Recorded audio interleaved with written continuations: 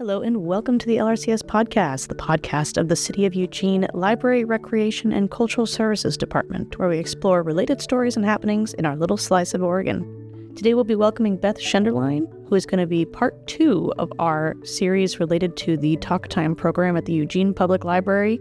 The Talk Time program encourages learning conversational English for speakers of any language and has many volunteers available to help do so. Hey Beth, welcome to the podcast. First of all, tell me your name and what you do with the library. My name is Beth Schenderlein.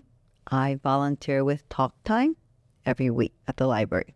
I speak English and I speak Japanese. I grew up in Japan, spent 24 years over there.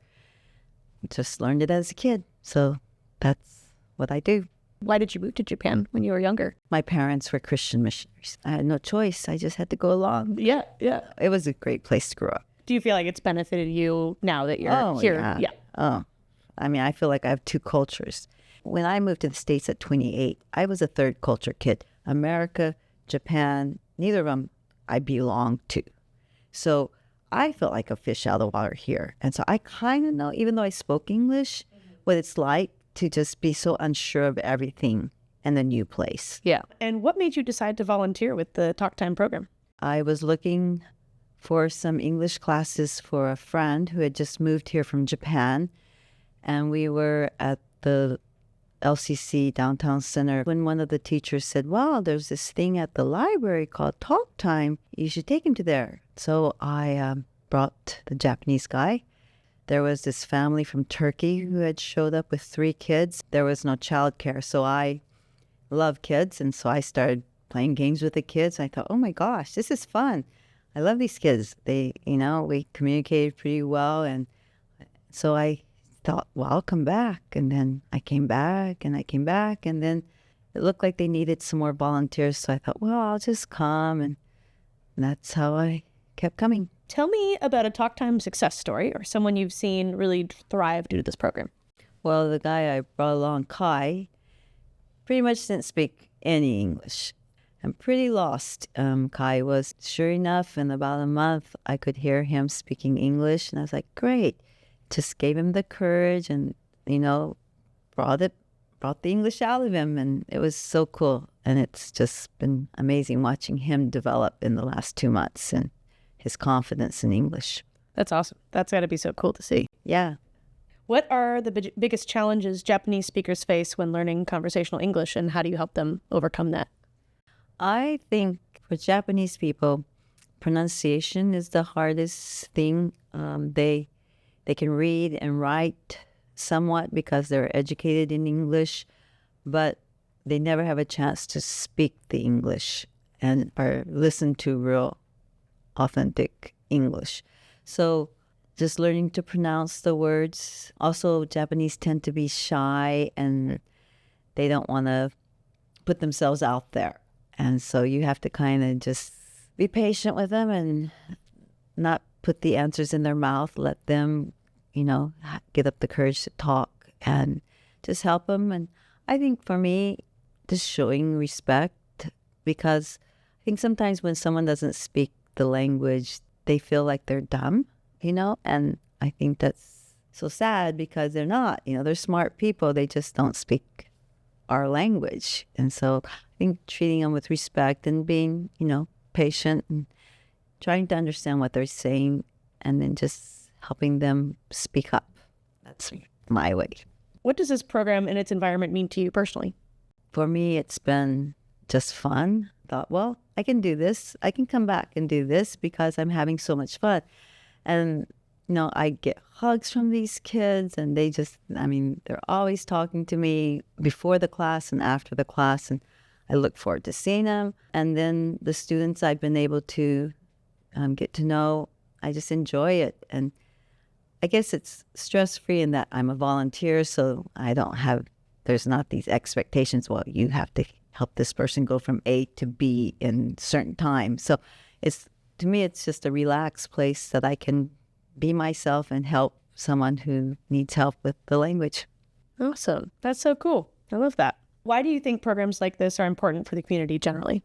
It's hard to move to another country when you can't speak their language. and you feel like you're a child again. And I watched my parents in Japan not being able to speak the language, and it was hard for them and very humbling for them. And I know a lot of people in Japan were so kind to my parents in helping them and trying to communicate with them in their broken Japanese. And that people coming to the States, if we can extend a welcome and say, hey, it's okay, you can't speak our language perfectly, but we think you're amazing and we want to get to know you. And I think it just makes them feel much more comfortable. And I mean, like, this guy Kai had no friends here, and his wife's in this master's program when he hardly sees his wife in Yao.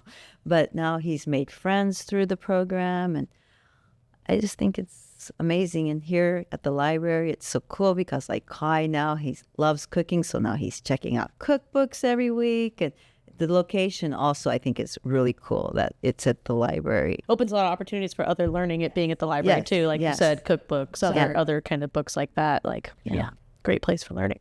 All right. Anything else that you want to say about the program and your experience with it? I'm just glad I found out about it. Yeah.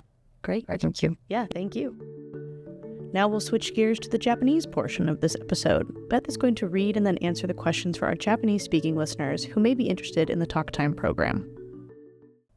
少し自分についてとあなたが喋れる言葉を、説明してください。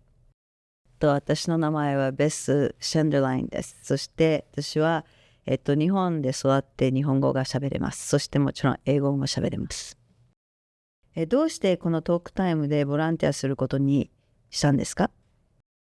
友達が、英語を習いたくて、そしてまだアメリカに来たばかりだったので、彼のためにどっかで英語を学べるんじゃないかって探してたら、図書館でこういうプログラムがあることを教えてもらって、そこで私もこのプログラムについて知ってボランティアを始めました。トークタイムのこれですごく良かったこと、サクセスっていうか成功した体験を話してください。その日本人で英語を学びたいその友達を連れてきた時に、彼は最初は、Google トランスレートで全部こうやってたんですけど、最近はもうそれを使わないで英語を喋ってるのがもう見えて聞こえてすごく嬉しいです。もう本当に英語を、彼が頑張って使えるようになったのは私にとってここは成功したんだなと思った。英会話を学ぶときに日本人はどんなチャレンジを、があるか、その彼らにとって何が乗り越えていかなくちゃいけないことなのか教えてください。日本人は英語が書けるし読めるし、ただ喋るときに発音にちょっと自信がないことと聞くことにも自信がないので、そこを練習させるのが一番私は日本人にとって重要だと思ってるので、できるだけ英語で話すようにする。そして発音を少しずつ直していくっていうのが私ができることかなと思ってます。このトークタイムのプログラムとその環境はあなたにとってどういう、価値があるのか。私はボランティアをしたくて、でもあまりストレスにならないボランティアをしたくていろいろ探してて、でここに図書館でこのトークタイムに来て、もう毎週がすごい楽しみで、全然ストレスにならなくて、それで来る人たちみんなすごい優しくって、友達になって、自分にとっては楽しくてすごい楽しみにしてることです。こういうプログラムは地域にとってどうして重要だと思いますか？外国に行くと言葉が通じないと自分が子供みたいに扱われてるとか、自分がそんなに賢くないんじゃないかって思われるんじゃないかっていう、そういう中で本当にその外国から来た方々に対して尊敬を持って受け入れて、そしてなんていうのかな、本当に歓迎するっていうのはすごい重要だと思う。うちの両親もそんなに日本語ができなくて日本にいたんだけど、日本の方々がみんなすごく優しくうちの両親を迎え入れてくれて、それを経験してるからアメリカでもそういうことをしたいなと思ってます。